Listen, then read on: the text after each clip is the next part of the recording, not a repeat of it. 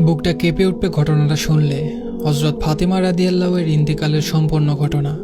হজরত আলী রাদিয়াল্লাহু ফজরের নামাজ আদায় করার জন্য মসজিদে গেছেন। এদিকে হজরত ফাতেমা রাদিয়াল্লাহু গায়ে অত্যন্ত জ্বর অবস্থায় ঘরের সমস্ত কাজ শেষ করেছেন। আলী রাদিয়াল্লাহু মসজিদ থেকে এসে দেখেন ফাতেমা রাদিয়াল্লাহু কাঁদছেন।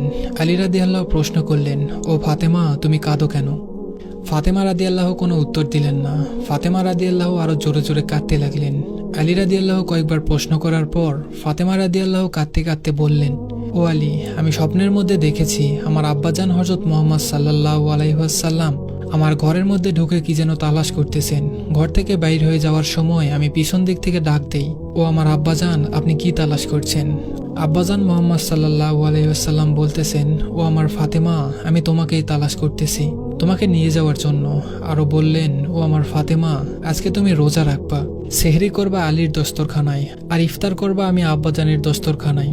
আলী রাদিয়াল্লাহু এই স্বপ্ন শোনার পর দুজনের আর বুঝতে বাকি রইল না যে ফাতেমা রাদিয়াল্লাহু আজকে ইন্তেকাল করবেন। দুজন আরো জোরে জোরে কাঁদতে লাগলেন। এই সময়ের মধ্যে হজরত হাসান হোসাইন রাদিয়াল্লাহু এসে জিজ্ঞেস করতেছেন, ও আব্বাজান, ও আম্মাজান, আপনারা দুজনে কাঁদছেন কেন?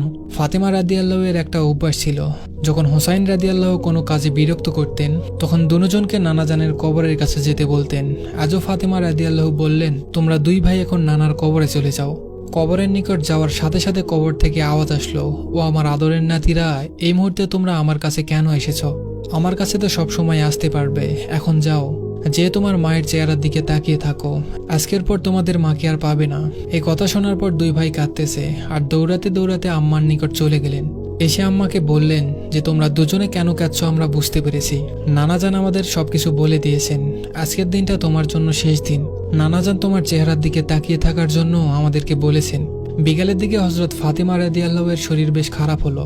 ফাতেমা রাদিয়াল্লাহু মৃত্যুর পূর্বক্ষণে আলী রাদিয়াল্লাহুকে তিনটা কথা বললেন।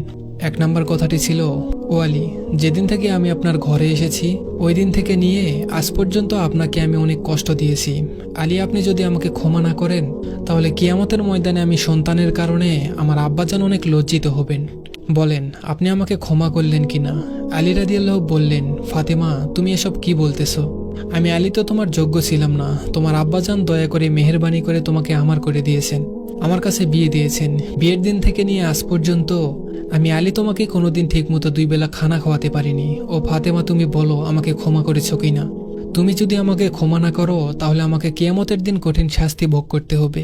ফাতেমা রাদিয়াল্লাহুর দ্বিতীয় কথা ছিল, ও আলী, আপনার সাথে আমার দ্বিতীয় কথা হলো, আমি মারা যাওয়ার পরে আপনি বিয়ে করে নেবেন দুনিয়ার যে কোনো মহিলাকে আপনার পছন্দ মতো। আপনাকে আমি অনুমতি দিলাম, আর আমার বাচ্চা দুটোকে সপ্তাহে একদিন আপনার কোলের মধ্যে করে নিয়ে ঘুমাবেন। ফাতেমা রাদিয়াল্লাহুর তৃতীয় কথা ছিল, ও আলী, আপনার সাথে আমার তৃতীয় কথা হলো, হাসান হোসাইন যখন বালেগ হবে তখন দুনু ভাইকে আল্লাহর রাস্তায় সোপর্দ করে দিবেন এবং আমাকে রাতের বেলায় দাফন করবেন। হযরত আলী রাদিয়াল্লাহু বললেন, তুমি নবীর মেয়ে, আমি সবখানে খবর দিয়ে তোমাকে দাফন করব, এতে সমস্যা কি? হযরত ফাতেমা রাদিয়াল্লাহু বললেন, আমার কাফনের কাপড়ের উপর দিয়ে সবাই অনুমান করবে যে নবীর মেয়ে কতটুকু লম্বা ছিল, এতে আমার পর্দা ভঙ্গ হবে। হযরত ফাতেমা রাদিয়াল্লাহু এর ইন্তেকালের পর তার লাশের খাটিয়া বহন করার জন্য মানুষ ছিল মাত্র 3 জন, হযরত আলী রাদিয়াল্লাহু তাআলা এবং শিশু হাসান ও হুসাইন রাদিয়াল্লাহু। হযরত আলী রাদিয়াল্লাহু ভেবেছিলেন যে খাটিয়া বহন করার জন্য মানুষ আরও একজন প্রয়োজন, তবেই 4 কোণায় 4 জন কাঁধে নিতে পারবেন। এমন সময় হযরত আবু যর গিফারি রাদিয়াল্লাহু এলেন এবং খাটিয়ার এক কোণা বহন করলেন। হযরত আলী রাদিয়াল্লাহু তখন প্রশ্ন করলেন, ও আবু যর, আমি তো কাউকে বলিনি, আপনি জানলেন কিভাবে? হযরত আবু যর গিফারি রাদিয়াল্লাহু বললেন, আমি আল্লাহর রাসূলকে স্বপ্ন দেখেছি, তিনি বললেন, হে আবু যর, আমার ফাতেমার লাশ বহন করার জন্য লোকের অভাব, তুমি তাড়াতাড়ি চলে যাও। ও আলী, আমাকে তো হুজুরে আকরাম সাল্লাল্লাহু আলাইহি ওয়াসাল্লাম আসতে বলেছেন। হযরত ফাতেমা রাদিয়াল্লাহুকে যখন কবরে নামাচ্ছেন তখন হযরত আবু যর গিফারি রাদিয়াল্লাহু কবরের কাছে গিয়ে কবরকে উদ্দেশ্য করে বললেন, হে কবর, তুমি কি জানো আজ তোমার মধ্যে কাকে রাখছি? এটা জান্নাতের সকল মহিলাদের সর্দার। কবর থেকে কোনো আওয়াজ নেই।